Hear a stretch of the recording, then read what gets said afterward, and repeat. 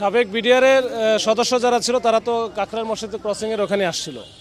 তো ওখানে এসে তাদের সাথে আগের থেকে আমাদের কথা ছিল, ওখানে এসে তারা জানান দিয়ে 10 মিনিটের মধ্যে আবার চলে যাবে, তাদের প্রতিনিধি আমি পাঠিয়ে দেওয়া মন্ত্রণালয়, এরকম একটা কথা ছিল। কিন্তু তারা ওইখানে আধা ঘন্টার মতো থাকার পরে আর যাবেই না। তো যেহেতু যাবে না, তখন আমরা হচ্ছে যে ডিসপাস করার জন্য আমরা চেষ্টা করেছি, বা ওইখানে আমরা ওই যে ওয়াটার কানন দিয়ে জল কামান মারা হয়েছে, সাউন্ড গ্রেড মারা হয়েছে, মেরে আমরা পুশ করে আপনারা দেখছেন ঠেলে ঠেলে ঠেলে ঠেলে নিয়ে গেছে। যেহেতু তারা একসময় বিডিআর ছিল, সুশৃঙ্খল বাহিনীর সদস্য, আমরাও কিন্তু তাদের উপরে খুব বেশি হার্ড হওয়ার চেষ্টা করি নাই, যে অন্তত ঠেলে ঠেলে নিয়ে যাওয়ার জন্য। তো ওইভাবে নিয়ে গেছি। এখন যান চলাচল স্বাভাবিক, রাস্তা ফ্রি।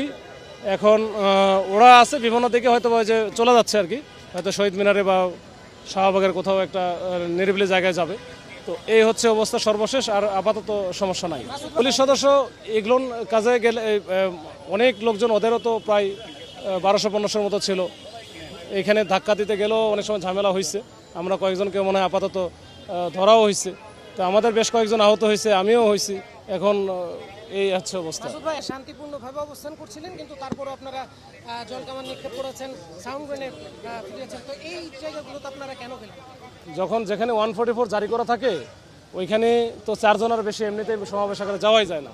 ওখানে শান্তিপূর্ণ বা অশান্তিপূর্ণের বিষয় না, ওখানে যেভাবেই থাকুক, ওইখানে হচ্ছে ডিসপার্স করাটাই আমার হচ্ছে মূল কাজ, মূল আইনের যে বিষয়টা। এখানে আমরা ওইখানে তো থাকতে দিব না। আমরা ওয়ার্নিং দিয়েছি, বহুবার চেষ্টা করেছি, এটা না গেলে তো শেষ পর্যন্ত আমাকে ডিসপার্স করতেই হয়।